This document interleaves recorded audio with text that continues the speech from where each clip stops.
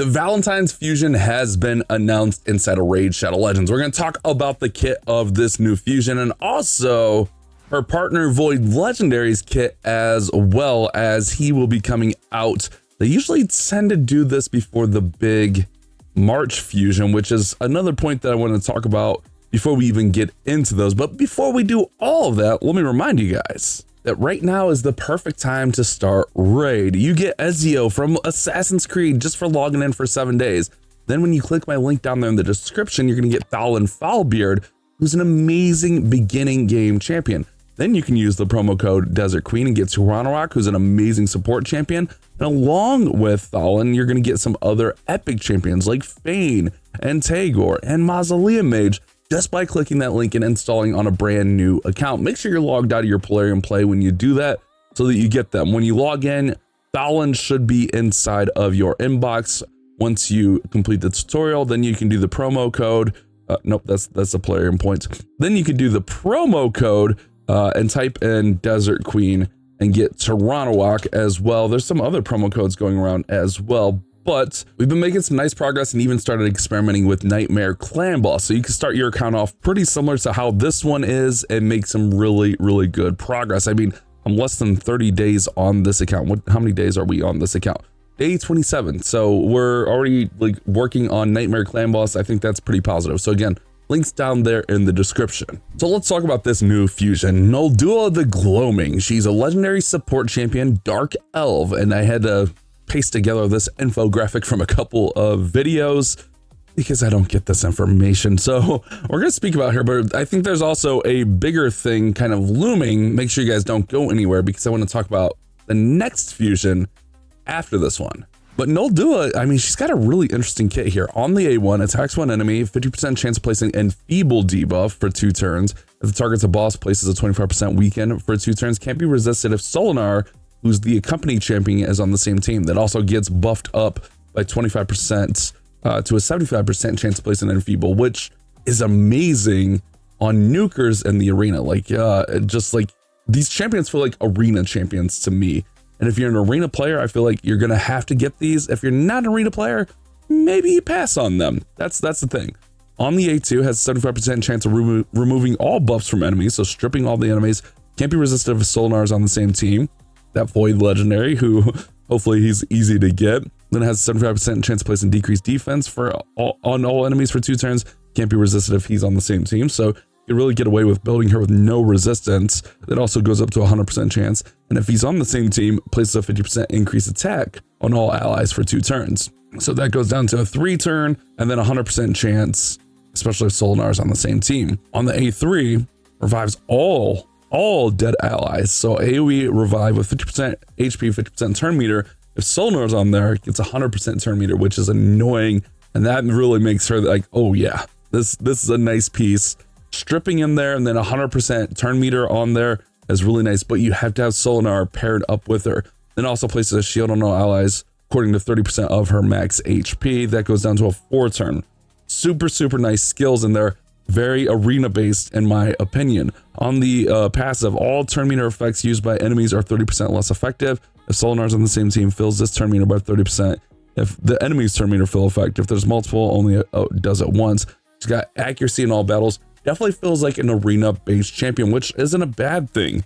I mean, I think that's the end game. After you beat all the PvE stuff, you go start working on arena stuff. I think she's a really nasty champion with the stripping and then decreased defense that can't be resisted with Solinar on the same team. But the thing is like, you have to kind of commit to getting her and Solinar. Should probably be a fragment summon from what I'm hearing, but still, it's a lot of work to get these fusions. Let's quickly look at Solinar, but I want to talk about the bigger picture after that. So Solinar is going to be a legendary attack champion of the High Elves, and we're going to have to pull him. He's a legendary void at that, which hopefully there's some kind of guaranteed event in there, but he seems very, very nasty. I think for arena, like he's going to be insanely good, especially if you have both of them comboed together. On the A1, attacks all enemies. This attack's always critical if Noldua is on the same team, the fusion. 60% chance to place a fatigue debuff for 1 turn, and then a passive effect, 80% chance of counterattacking the skill if the enemy gets an extra skill or has instant turn effect activated. So counters instant turn and extra turns, and then 75% chance to counterattack whenever they have their turn meter increased. And that goes up, that gets buffed up to a 35% chance. So he can just place that fatigue on there if they're like just taking turns and getting boosted, which is just nasty. So I like that quite a bit. On the A2, can be booked down to 3 turn, attacks one enemy, attacks always critical if no duos on the same team, ignores 10% of the defense of the target's defense for each buff on this champion. So you can ignore almost all the defense, technically, if you get enough buffs on him. Champion's immune to all debuffs while the skill's not on cooldown. Whenever an enemy attempts to place a debuff on the champion while the skill's not on cooldown, he gains a random buff instead. So if they go before him and they're trying to debuff him, he's just going to gain buffs. That's disgusting. That is a really, really nasty skill. Like, you really have a hard time countering him.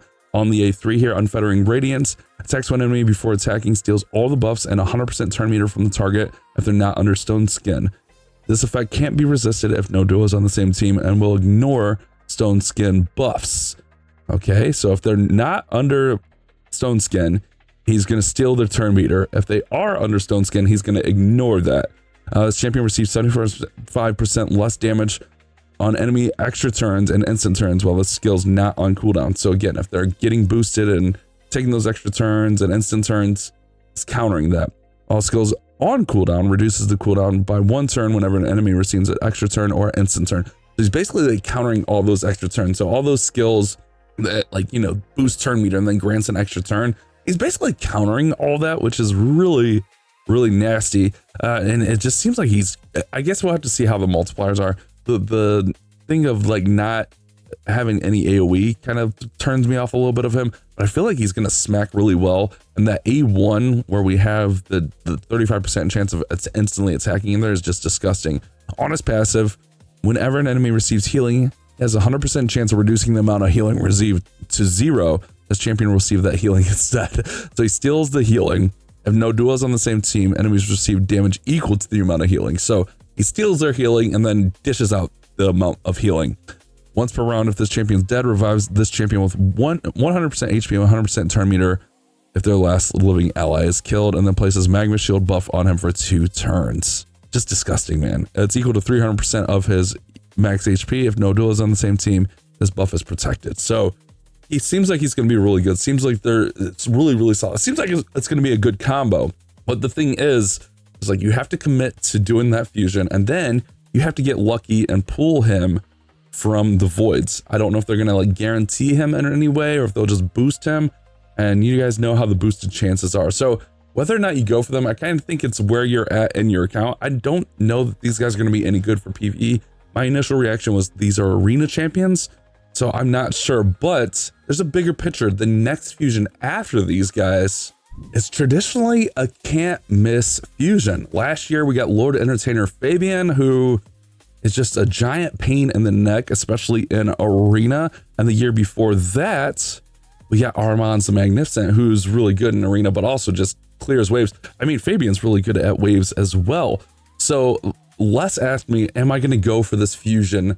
And I'm really torn because traditionally the March fusion, because that's one of the anniversary, is something really good. Again, Armand's, Fabian, those are really, really good champions, like can't miss champions. So traditionally, like you want to miss that. I think if you're a free-to-play player right now, you start saving your resources. I don't think you go for this fusion if you're a free-to-play player. You start saving your resources, start saving those shards, because you're going to have to get that kind of stuff anyways. Last year they made it so we had to really work for it, and we had to get those 16 rare champions to go into the 4 epics.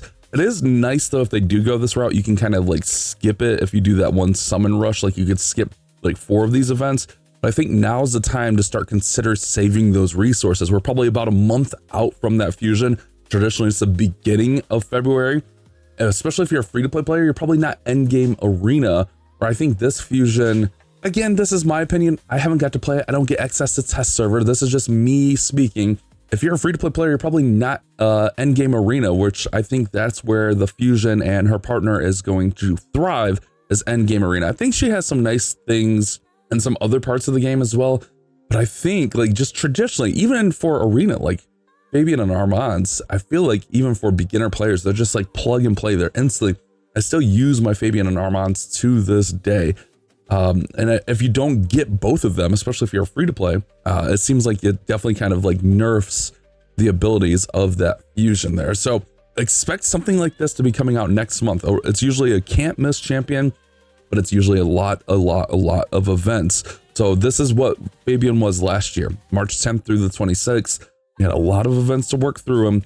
But again, if you do save some shards and get enough to do the extra summon rush or whatnot, you can skip 4 of these events, which is always a positive thing. And I'm not gonna lie, I haven't made up my mind if I'm gonna go for Noldua, because I've been trying to not go too crazy on the spending in raid.